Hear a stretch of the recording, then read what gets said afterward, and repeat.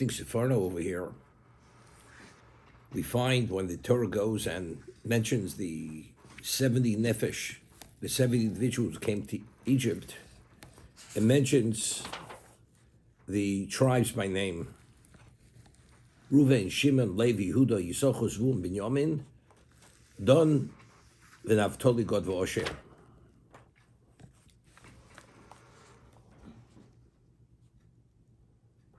So if you have the Mikros Gedolos Chumash, the Sefarno says, Elo Aniskorim Bekan, these individuals who mentioned here, Hoyruyim Livoda B'Shem, they are worthy to be mentioned by name. Ki kol echad mehem roy lios nechshav, ish al shmo, hamor al tzuroso ha'ishiyas. Each of them is worthy to be valued based on the name, because the name identifies the essence of the person. Ve'elu kol yemei chayim hoyulum oros. And these people, as long as they were alive, they were luminaries for the generations. The 12 tribes, the 12 sons of Yaakov, being mentioned by name, each of them individually was a luminary. And as long as they were alive, the generation did not go in a negative direction. As once it says, the generation passed away, the Jews started to behave in a way which we'll discuss in a moment, which was contrary to what they were taught and what the profile of what the Jew was in terms of behavior. Omnam achri mosam lo hoyu tzadikim shebneim kokach hashuvim beinei elokim v'odom. Although the following generation, they were tzadikim, but in terms of the dimension of righteousness and what they displayed and what they emitted, and the sphere of influence was no longer the same. As long as these individuals were alive, they were luminaries. And being identified by these names, it identifies each of their individualism, that each in his own right had a level of representation which represented a very exceptional level of spirituality. Therefore, as long as they were alive, the generation did not go off, did not veer from that straight path, the path of Kedusha, the path of their Mesorah that they were given by Yaakov. But once this generation passes away, although they were tzaddikim, the tzaddikim not being at that special level, and they don't have that individuality that they're identified by name, therefore, their sphere of influence was no longer the same. This is Sefarno. Now, the Gemara tells us in Brachos that what lies in the name. When a person has a name, his parents give him a name, what lies in the name? So the Gemara tells us that the destiny of an individual lies in the name. For instance, the Gemara tells us that Rus HaMoaviyah, Rus the Moabite, who converted, which we have the Sefer Rus, Megillas Rus, she was the grandmother of David HaMelech. Why was her name Rus? What lies in the name Rus? That she will merit to have a grandchild who will be Merava HaKadosh Baruch Hu B'Shiras V'Shibachos, who will say to Hashem with song and praise. So within her so-called spiritual DNA, what lied within it? That she should merit to have this exceptional grandchildren who's an author to Sefer Tehillim. That lies within the name. The names that were given by Yaakov's children, that were given to Yaakov's children, these were the names that were given by the matriarchs. They named their children. When they, being who they were the partners of the Avos HaKadoshim. As I said, you could have a patriarch, but without the appropriate matriarch, you cannot have the next generation. So the Shiftei Koh, the tribes of God that they're referred to by David HaMelech, the 12 tribes are called Shiftei Koh, the tribes of God, they themselves are the special luminaries.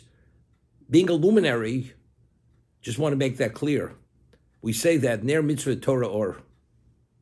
Shlomo Melech says in Mishlei, the material is the Ner, the receptacle, the oil, the wick. But when you ignite that wick, you have light. Torah's Or, that's the illuminator. That's the illuminator.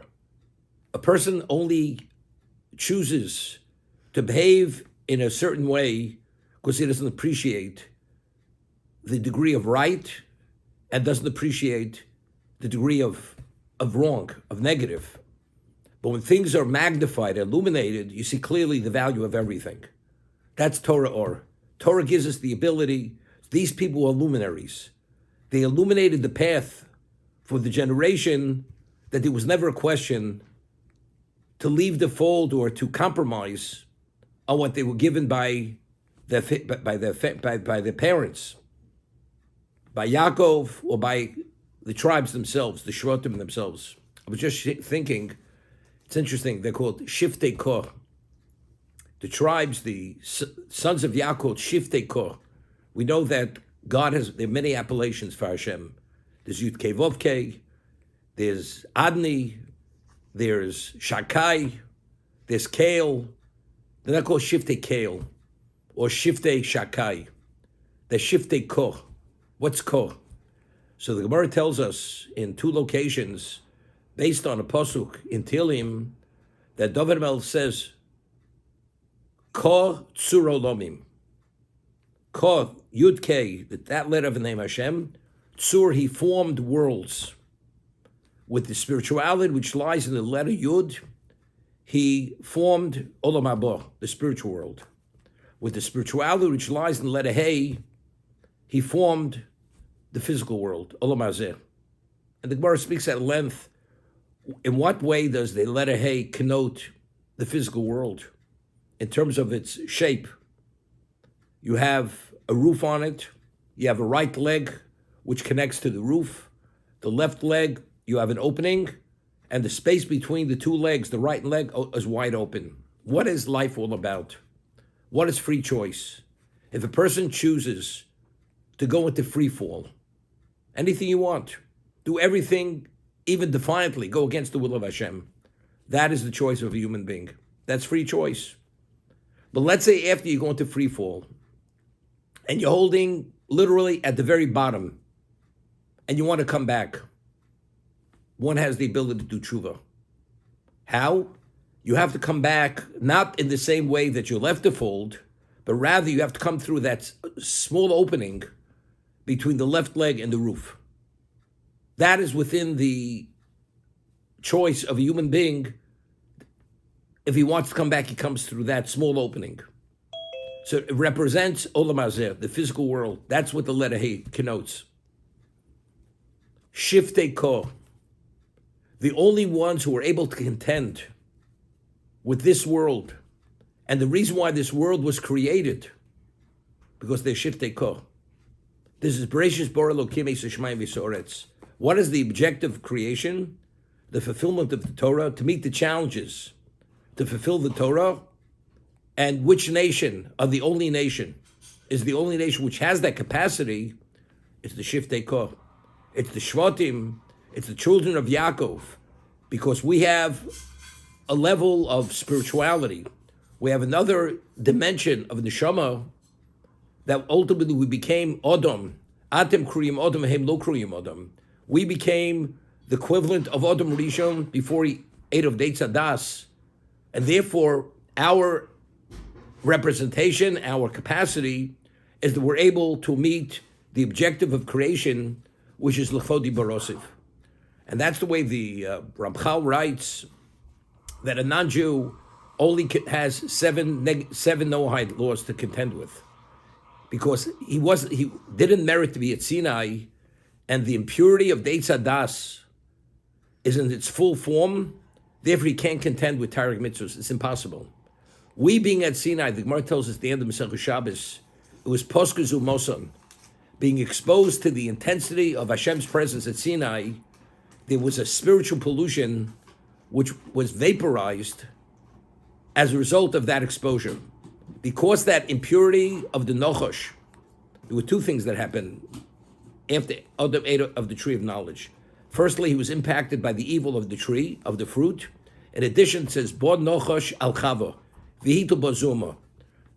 The snake, the serpent, actually came upon Chava and he infused her with impurity, with spiritual pollution. That spiritual pollution of the snake, what he did to Chava, who's the mother of all mankind was affected by that impurity of the ancient serpent. That impurity at Sinai, regarding the way it impacted on Klal Yisrael, on the Jewish people, was vaporized. It was vaporized. We were not affected. As a result of that, we have the capacity to contend with the challenges of the Torah. The non-Jew who has that impurity cannot contend. The challenge is beyond his capacity. Therefore, only the Jew has relevance to Atem Kriyim Adam, and the non-Jew does not. Therefore, the Shvatim are Shiftei Koh. The Koh, which is the basis for the formation of the physical world and the spiritual world, only the Shvatim are that have relevance to Koh. The nations of the world have no relevance to Koh. Therefore, who are the luminaries? Who are the luminaries? These individuals who came to Egypt, they are the luminaries, as the Torah is a luminary, illuminates, and that's the antidote to the evil inclination. Borasi Yitzhar, Borasi Torah Tavlin, the Klal Yisrael themselves, the Shvatim, this generation, were the luminaries, and therefore they're identified by name, because the name itself identifies them as who they are, because these names were given to them by the patriarchs and the matriarchs.